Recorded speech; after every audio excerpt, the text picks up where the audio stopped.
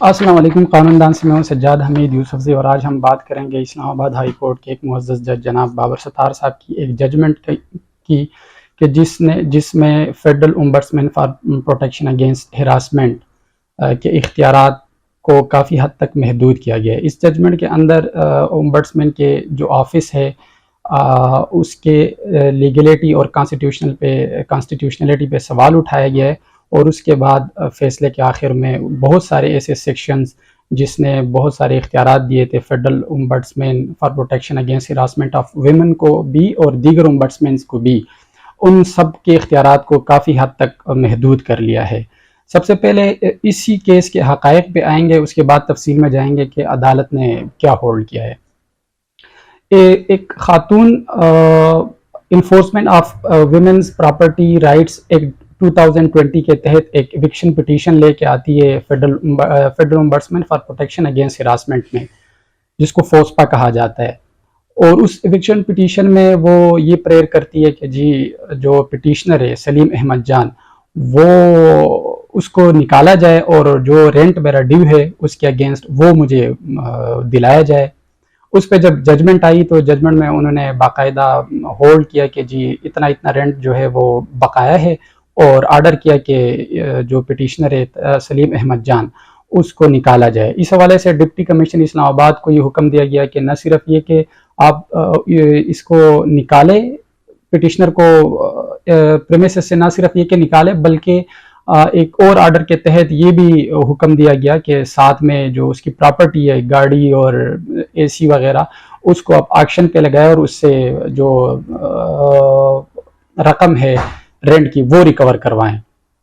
تو اس حوالے سے جو پٹیشنر ہے سلیم احمد جان ہائی کورٹ کے سامنے، اس نے پریزیڈنٹ کے سامنے باقاعدہ ایک ریپریزنٹیشن بھی فائل کی جو امبڈسمین ریفارمز ایکٹ 2013 کے تحت۔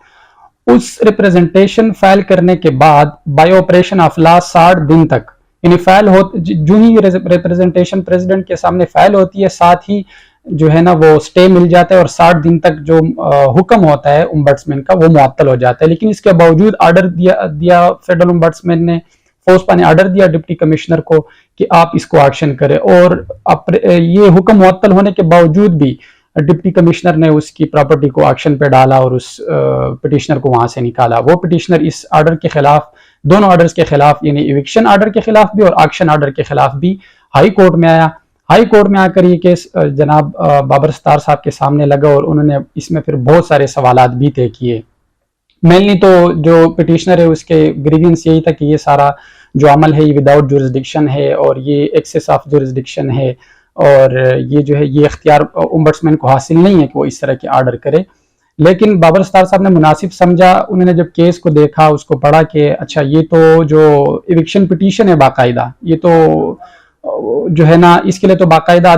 ایک رینٹ کنٹرولر کا جو ایک فورم ہے وہ بھی دیا گیا ہے، وہاں پہ بھی جایا جا سکتا تھا، اور وہ اصل فورم تو اس کے باوجود بھی یہ فورم جو ہے وہ امبڈسمین کے پاس بھی اویلیبل ہے۔ تو انہوں نے پھر یہ بھی دیکھا کہ ایک ٹرائیبیونل ہے، اس کے اختیارات بالکل عدالت کے ساتھ میچ کرتے ہیں، تو انہوں نے مناسب سمجھا کہ اس کی جو لیگلٹی ہے اور کانسٹیٹیوشنلٹی ہے کیوں نہ اسی کو بھی ڈیسائیڈ کر دیا جائے، جو کہ ایک اچھا فیصلہ تھا۔ اس کے بعد معزز عدالت نے ساتھ ہی جو بینکنگ امبڈسمین ہے، انشورنس امبڈسمین ہے اور فیڈرل امبڈسمین ہے، ان تمام تر امبڈسمین کو نوٹسز جاری کیے، جو اسسٹنٹ اٹارنی جنرل ہے ان کو بھی نوٹسز جاری کیے، ایڈوکیٹ جنرل اسلام آباد کو بھی نوٹسز جاری کیے، اور سب کو بلایا کہ سب اسسٹ کرے کورٹ کو کہ جو ٹرائیبیونل ہے امبڈسمین کے جتنے بھی ٹرائیبیونلز بنے ہوئے ہیں ان کے فلاں اختیارات، یعنی وہ اختیارات جو ان کو جو ایکویٹ کرتی ہے وتھ جوڈیشری، ان کو کیوں نہ ختم کیا جائے۔ تو ان پہ انہوں نے پھر اسسٹ کیا، اور عدالت نے پھر وہ بہت ساری تفصیل میں گئی۔ ان تفصیل میں سب سے پہلی بات یہ کہ عدالت نے پہلے یہ ہولڈ کیا کہ جو سپریشن آف پاور ہے یہ ہمارے کانسٹیٹیوشن کا ایک سیلینٹ فیچر ہے۔ سپریشن آف پاور یہ ہے کہ جو ایگزیکٹو برانچ ہے اسٹیٹ کا، وہ آرڈرز کو ایگزیکیوٹ کراتی ہے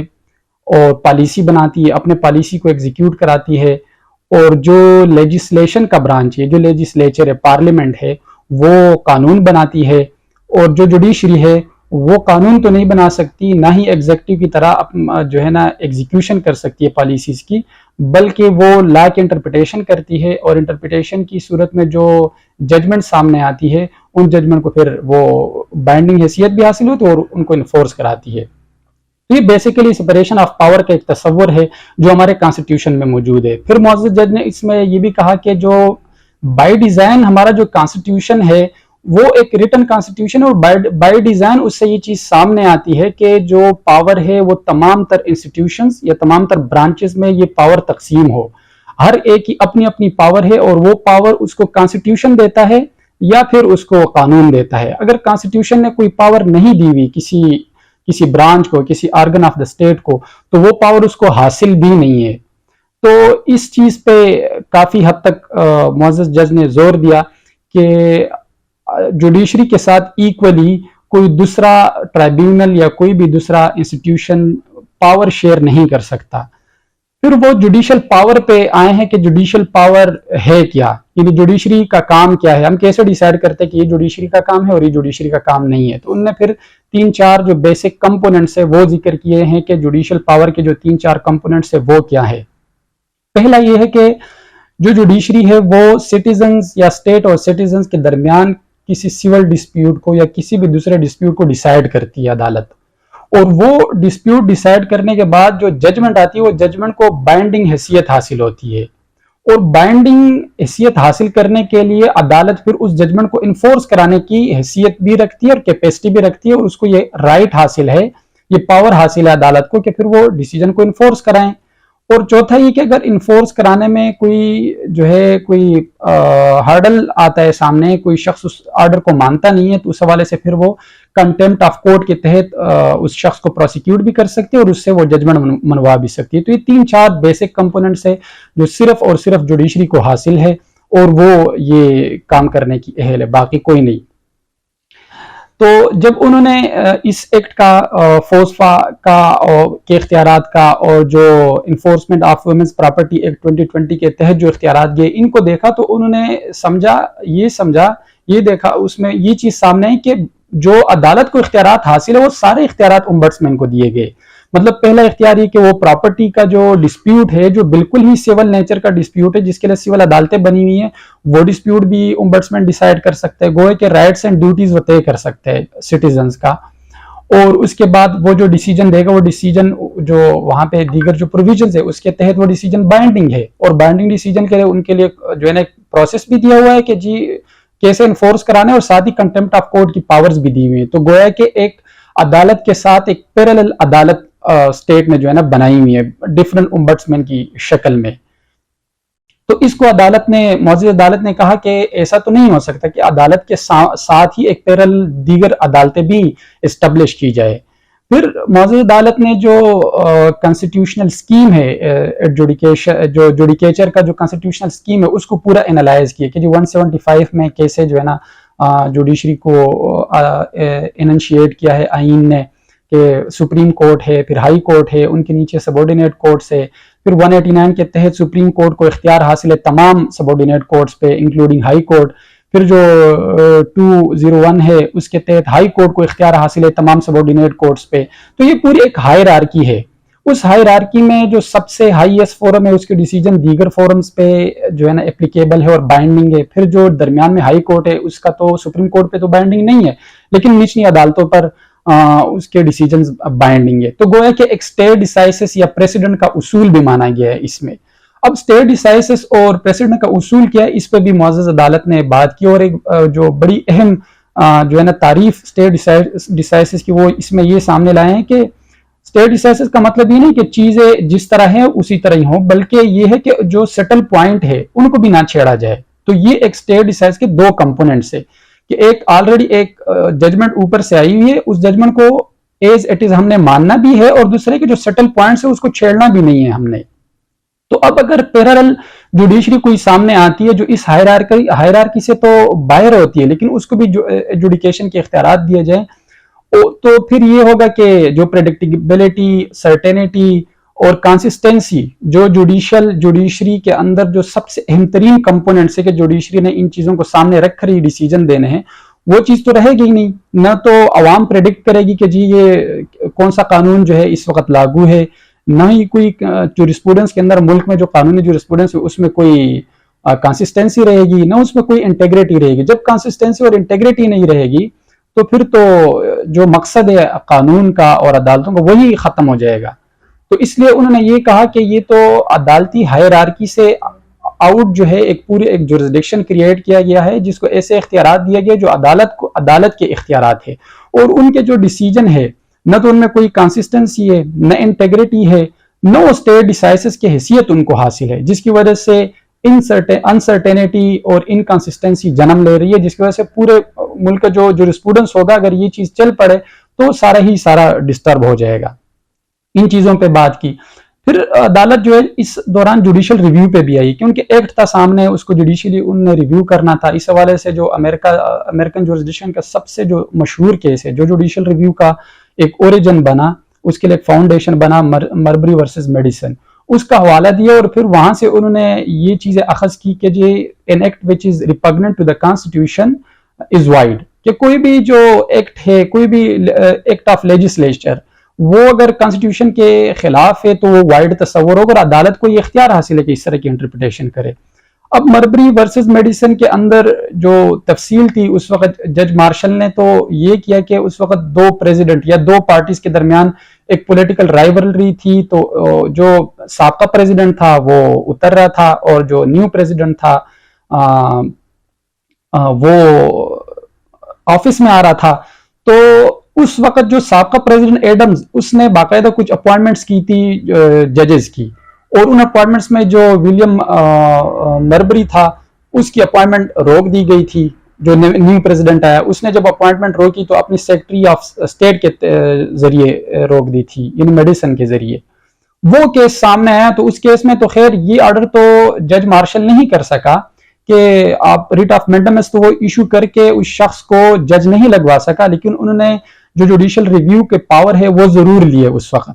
और वो पावर आज तक अदालत को हासिल है। फिर वो जुडिशियल रिव्यू पे मौजूद अदालत ने ये फरमाया कि जुडिशियल रिव्यू है दो तरह की, एक है जो एग्जेक्टिव है उसके एक्शंस की जुडिशियल रिव्यू होगी, और एक है लेजिस्लेचर की लेजिस्लेशन की जुडिशियल रिव्यू हो, यानी एक कानून की जुडिशियल रिव्यू जो एनेक्ट हुआ है पार्लियामेंट से, और एक वो जो एक्ट हुआ है, कोई एक्ट किया है एग्जीक्यूटिव ने, उसकी जुडिशियल रिव्यू हो।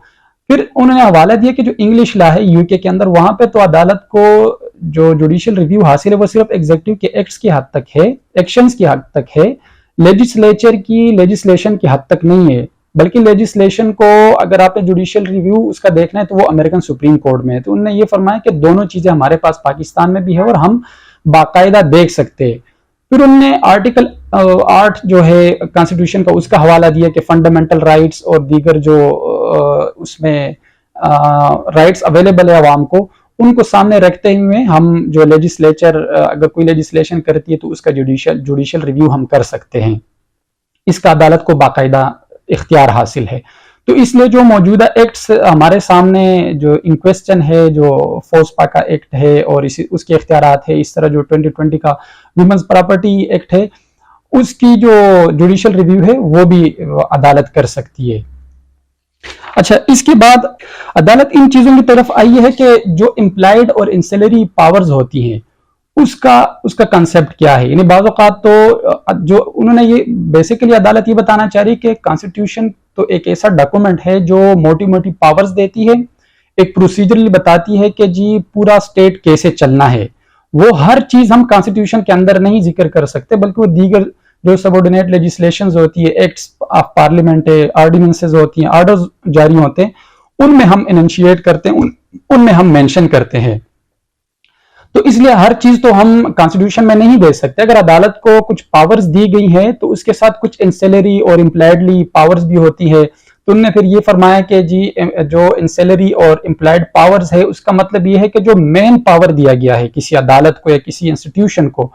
उस पावर या उस इख्तियार के इस्तेमाल के लिए या उसको कैरी आउट करने के लिए, बजा लाने के लिए जो भी चीज जरूरी है वो एक इंसेलरी या इंसिडेंटल पावर कहलाती है, और वो भी उस इंस्टीट्यूशन या उस ऑर्गन ऑफ द स्टेट को हासिल होती है। तो इसलिए अदालत को इस तरह की बहुत सारी इम्प्लाइड पावर्स हासिल है।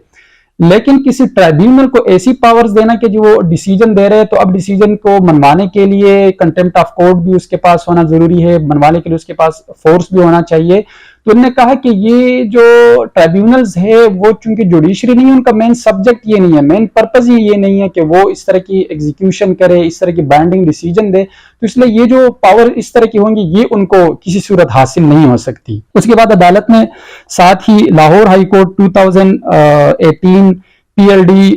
322 اور سندھ ہائی کورٹ کی ایک دوسری ججمنٹ 2020 سی ایل ڈی 829 اس کا بھی حوالہ دیا۔ ان دونوں ججمنٹس کے اندر بھی جو امبڈسمین کی پاورز ہے، خاص کر جو کنٹمپٹ آف کورٹ کے حوالے سے، وہ پاورز وہاں بھی انڈر چیلنج تھی، انڈر کوسچن تھی، اور ان دونوں ہائی کورٹس نے بھی یہ ہیلڈ کیا کہ جو کنٹمپٹ آف کورٹ کے اختیارات ہیں وہ تو صرف عدالت کو حاصل ہے، لیکن سندھ ہائی کورٹ نے صرف یہ ڈیفرنس وہاں پہ ہیلڈ کی تھی کہ جو انفورسمنٹ ہے اپنے ڈیسیجن کی وہ جو امبڈسمین ہے وہ کرا سکتا ہے۔ اس حد تک تو اسلام آباد ہائی کورٹ نے بھی ایگری نہیں کیا سندھ ہائی کورٹ کے ساتھ، اور انہوں نے بھی یہ سیکشن بھی انہوں نے اڑا دیا اس بات پہ کہ نہیں، جو بائنڈنگ ڈیسیجن کا نیچر ہے وہ صرف عدالتی ڈیسیجن کو حاصل ہے، کسی ٹریبیونل کے ڈیسیجن کو حاصل نہیں ہے۔ اس کے بعد عدالت جو ہے وہ اس طرف آئی ہے کہ اب جو امبڈسمین ہے، ڈیفرنٹ امبڈسمین، ان کا نیچر کیا ہے۔ وہ ہسٹوریکل بیک گراؤنڈ میں تو نہیں گئی عدالت، لیکن انہوں نے بہت اچھے طریقے سے اس چیز کو بھی انالائز کرنے کی کوشش کی ہے کہ امبڈسمین کا بیسک مقصد یہ تھا اس کو کریٹ کرنے کا۔ جب 1983 میں جو پہلا آرڈر آیا establishment of the office of ombudsman کا، اس آرڈر کے تحت اگر اس کو دیکھا جائے، اس کا سیکشن 10 اور دیگر سیکشنز کو اگر دیکھا جائے، تو اس کا بیسک مقصد انویسٹیگیٹو نیچر کا تھا، یعنی اس نے چیزوں کو انویسٹیگیٹ کرنا تھا، خاص کر میل ایڈمنسٹریشن یعنی بد انتظامی کو۔ کسی بھی اسٹیٹ انسٹیٹیوشن کے اندر جو بد انتظامی ہوگی اس کو انویسٹیگیٹ کر کے پھر اس جو اسٹیٹ انسٹیٹیوشن ہے اس کے متعلق ادارے کو وہ انویسٹیگیٹو رپورٹ سینڈ کرے گا امبڈسمین، اور ریکمنڈیشنز دے گا کہ ان ریکمنڈیشنز کی روشنی میں یہ جو ہے نا انویسٹیگیٹو رپورٹ جو ہے اس کو امپلیمنٹ کروایا جائے۔ تو وہ ظاہر سی بات ہے ریکمنڈیشنز ہے وہ بھی بائنڈنگ نہیں ہے، لیکن انویسٹیگیٹو نیچر کا ایک کام کرتا ہے امبڈسمین، اور یہی اس کا اصل مقصد تھا کہ وہ انویسٹیگیٹ کرے میل ایڈمنسٹریشن کو۔ یہ پھر چھوڑ دے اس ادارے پہ کہ وہ اس حوالے سے کیا پالیسی اپنا کر کیسے ان میل ایڈمنسٹریشن کو ایڈریس کرتی ہے۔ تو عدالت نے بیسیکلی یہ بتایا کہ جو نیچر ہے امبڈسمین کا وہ کبھی ایڈجوڈیکیٹری نہیں رہا، وہ انویسٹیگیٹو تھا اور اسی طرح ہونا چاہیے۔ لیکن اوور دا ٹائم 1983 کے بعد جو امبڈسمین آہستہ آہستہ انہوں نے ان کو جو ہے نا یہ عدالت کی پاورز بھی ملنا شروع ہو گئی، اور انہوں نے بہت ساری ایسی پاورز لے لی جو عدالت کو حاصل ہے۔ اب ان پاورز لینے کی وجہ سے جو ہے بہت سارے مسائل سامنے آ گئے۔ جو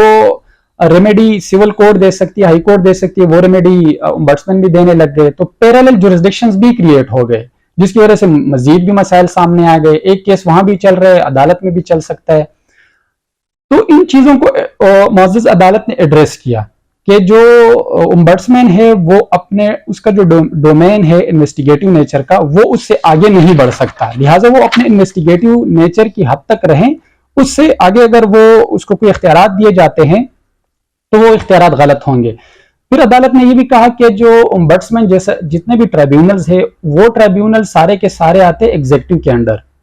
وہ جب ایگزیکٹو کے انڈر آتے ہیں ان کی ساری اپوائنٹمنٹس بھی بالکل ہی الگ طریقے سے ہوتی ہے۔ اب جو انڈیپینڈنس آف جوڈیشری ہے اس کا تو سیلین فیچر بھی یہ ہے کہ جتنا بھی اپوائنٹمنٹس ہے ججز کی، ان کا جو ٹینیور ہے، یہ ساری چیزیں اس طرح کے سٹرکچر مینر میں ہوں جس سے کسی بھی جج پہ، کسی بھی عدالت پہ کسی طرف سے بھی کوئی بھی انفلوئنس نہ آئے۔ ان نے بہت سارے جو آؤٹ آف جورسڈکشن کچھ ججمنٹس اور کچھ جو لیگل فلاسفرز ہیں ان کی کتابوں کا بھی اس حوالے سے حوالہ دیا کہ جو انڈیپینڈنس آف جوڈیشری ہے یا انڈیپینڈنٹ جوڈیشری کا مطلب کیا ہے۔ تو انہوں نے کہا کہ دو حوالے سے، ایک یہ کہ جو پیئرز ہے ججز کے، یعنی جو کولیگ ججز ہے، دیگر ججز، نہ تو ان کی طرف سے کوئی انفلوئنس ہو، نہ ایگزیکٹو یا باہر سے کسی بھی حوالے سے جج پہ یا عدالت پہ کوئی انفلوئنس ہو کہ جس کی وجہ سے اس کی جو ججمنٹ ہے اس میں کوئی انفلوئنس دکھے اور وہ آزادی کے ساتھ ججمنٹ نہ دے سکے۔ تو اگر ایسا ہے تب تو انڈیپینڈنس حاصل ہے، اگر ایسا نہیں ہے تو انڈیپینڈنس حاصل نہیں ہے۔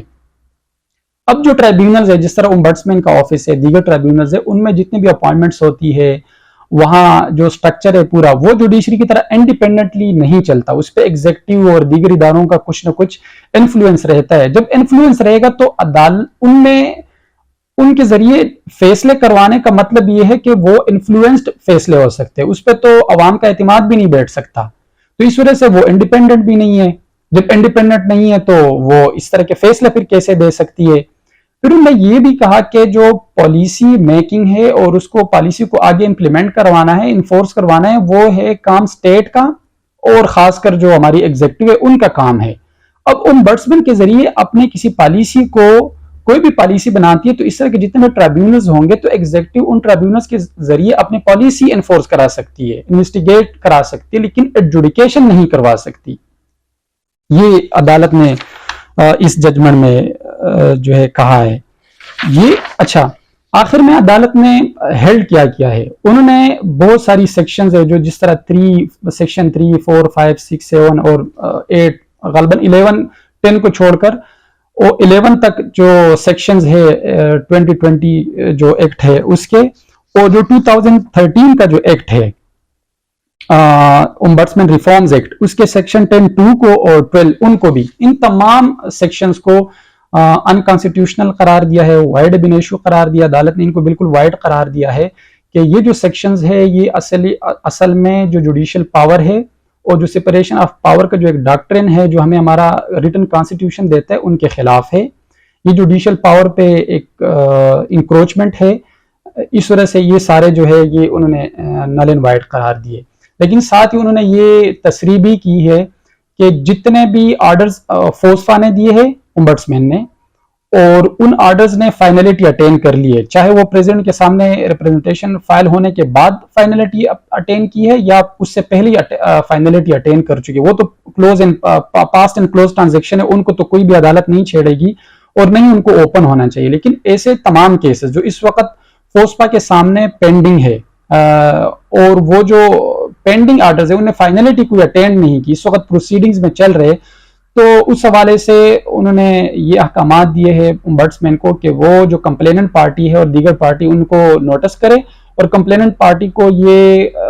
کہیں کہ آپ جا کر متعلقہ فورم، چاہے وہ رینٹ کنٹرولر کا بنتا ہے، چاہے وہ سول کورٹ کا بنتا ہے، یا چاہے کسی اور ٹرائبیونل کا بنتا ہے یا کسی بھی کورٹ کا بنتا ہے، وہاں پہ اپنا کمپلینٹ فائل کرے، کیونکہ امبڈسمن کے پاس اب یہ اختیارات نہیں رہے۔ اب یہ جو کیس تھا یہ تو صرف جو ایک مخصوص امبڈسمن کی حد تک تھا، یعنی جو فوسفا ہے اس کی حد تک، اور وہ بھی اس فوسفا کو جو اختیارات دیے گئے ہیں ویمنز پراپرٹی ایکٹ 2020 کے تحت ان کی حد تک محدود تھا۔ لیکن ظاہر سی بات ہے اس کے اندر جتنے بھی سیکشنز ہیں اور جتنے بھی پاورز ہیں وہ پاورز دیگر جو امبڈسمن ہیں ان کو بھی حاصل ہیں، ٹیکس امبڈسمن ہے، انشورنس ہے، بینکنگ امبڈسمن ہے، فیڈرل امبڈسمن ہے، تو یہ ججمنٹ ان کو بھی الٹیمیٹلی افیکٹ کرے گا، ان پہ بھی اس چیز کا اثر پڑے گا۔ یہ ان کے اختیارات بھی ظاہر سی بات ہے اسی امبڈسمن کی طرح مطلب ڈیسیجن دینا، پھر ان کو امپلیمنٹ کروانا، بائنڈنگ ڈیسیجن دینا اور کیا کہتے ہیں اس کو امپلیمنٹ کروانا، یہ ساری چیزیں ان کو بھی حاصل تھی، تو اس لیے اس نے الٹیمیٹلی اس کو بھی افیکٹ کیا ہوا ہے۔ اب جو یہ ڈیسیجن ہے یہ اہم کیوں ہے، اس پہ ہم تھوڑی سی گفتگو کریں گے۔ پرسنلی بہت سارے جو وکلا ہے ان کے بہت سارے گریوینس ہوا کرتے تھے، جب بھی وہ امبڈسمن کے آفیسز میں جاتے تھے تو ان کو یہی مسئلہ پیش آتا ہے کہ جب بھی وہ عدالت کی ڈیسیجن پیش کرتے تھے سامنے تو وہ تو بالکل ہی قابل توجہ نہیں سمجھتے تھے امبڈسمن، وہ تو بس اپنا ان کے دل میں جو بھی آتا تھا جس طریقے سے آتا تھا وہ ایک ڈیسیجن دیتے تھے، کیونکہ وہ اس ہائرارکی میں نہیں تھے، تو اس وجہ سے بہت مسائل ہوتے تھے۔ اس ججمنٹ کی وجہ سے کم از کم یہ ہوا کہ ان کے اختیارات جو ہے وہ طے ہو گئے کہ وہ انویسٹیگیٹو نیچر کے ہیں، وہ کوئی بائنڈنگ ڈیسیجن نہیں دے سکتے، تو اس سے کافی حد تک سرٹینٹی اب آ گئی ہے۔ اچھا، ایک چیز اضافی طور پر کہ جو ٹرائبیونلز ہے وہ کچھ استثنائی ٹرائبیونلز بھی ہے جو ایکسیپشنل ہے، جس طرح آرٹیکل 212 کے تحت اور 225 کے تحت کچھ ٹرائبیونلز ایسے ہیں کہ جن کو جو جوڈیشل پاور ہے وہ بھی دیے گئے ہیں، جج صاحب نے اس پہ بھی بات کی ہے، اور وہ اس وجہ سے ان کو وہ جو ایڈجوڈیکیشن کے پاورز حاصل ہے کیونکہ کانسٹیٹیوشن میں سے کہا ہے، اور ایک ایکسیپشنل کیسز ہے۔ لیکن جو امبڈسمن اور دیگر اس طرح کے جو ٹرائبیونلز ہیں وہ ان ایکسیپشنل سرکمسٹانسز یا ایکسیپشنل جو آرٹیکلز ہے 212 ہے، 225 ہے کانسٹیٹیوشن کے، ان میں فعال نہیں کرتے، تو اس لیے ان کو تو یہ اختیارات کسی صورت حاصل نہیں ہے۔ اوورآل یہ بہت ہی اچھا فیصلہ ہے اور اس کو ویلکم کرنا چاہیے۔ ساتھ لیکن دو سوالات ضرور اٹھتے ہیں۔ پہلا سوال یہ کہ جب اتنا اہم فیصلہ تھا یہ، جس میں ایکٹس کو بھی اڑایا جا رہا تھا اور بہت سارے امبڈسمن کے آفیسز افیکٹ ہو رہے تھے، تو پرنسپل آف پروپرائٹی کے تحت یعنی اصول معقولیت کے تحت کم از کم مناسب بات یہ تھی، ریزنیبل یہ بات تھی کہ معزز عدالت ایک دو اچھے وکلا کو جو اچھی اسٹڈی رکھتے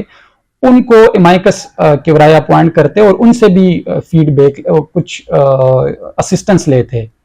اور آئیڈیلی معزز عدالت کو، لیکن معزز عدالت نے ایسا نہیں کیا، ان نے از خود اس سارے کیس کو ڈیسائیڈ کیا۔ ایک تو یہ سوال، دوسرا یہ کہ کیا مناسب نہیں تھا آئیڈیلی کہ یہ اتنا اہم معاملہ تھا، اس کو معزز چیف جسٹس متعلقہ ہائی کورٹ، اسلام آباد ہائی کورٹ کے چیف جسٹس کے سامنے رکھا جاتا اور ریکویسٹ کی جاتی کہ کوئی لارجر بینچ یا ڈویژن بینچ کانسٹیٹیوٹ کرے تاکہ اس اہم مقدمے کو طے کرے، تو اس سے اس ججمنٹ کی اسٹرینتھ مزید بھی بڑھ جاتی۔ اگرچہ ججمنٹ بالکل کریکٹ ہے، لیگلی بھی، کانسٹیٹیوشنلی، اور نہ صرف یہ کہ کریکٹ ہے بلکہ یہ نیڈ آف ٹائم بھی ہے، اس وقت کی بہت اہم ضرورت تھی۔ کب سے یہ جتنے بھی جو آرڈرز تھے امبڈسمین کے سارے اللیگل ہو رہے تھے، سارے انکانسٹیٹیوشنل تھے، اور اس میں بھی معزز عدالت نے بات کی کہ جو پرنسپل آف لا ہے، اگر کوئی غلط پرنسپل آف لا طے ہوا ہے تو اس کو عدالت کسی بھی وقت طے کر دیکھ سکتی ہے، اس کے حوالے سے لمیٹیشن تو رن نہیں کرے گی، اور اس کو طے کرنے کی عدالت کے پاس اختیارات بھی حاصل ہے۔ تو اوورآل ایک بہت ہی اہم ججمنٹ ہے، اس کو پڑھنا بھی چاہیے، سرکولیٹ بھی ہونی چاہیے، اور اس حوالے سے جو ہے نا حکومت کو جو عدالت نے کچھ ڈائریکشنز دی ہیں اور اس کے سامنے رکھ یہ ججمنٹ کی روشنی میں ان کو بھی دیکھنا چاہیے، تاکہ جو ہماری جو لیگل جورسپروڈنس ہے اس کے اندر کچھ سرٹینٹی، کنسسٹنسی اور انٹیگریٹی آئے۔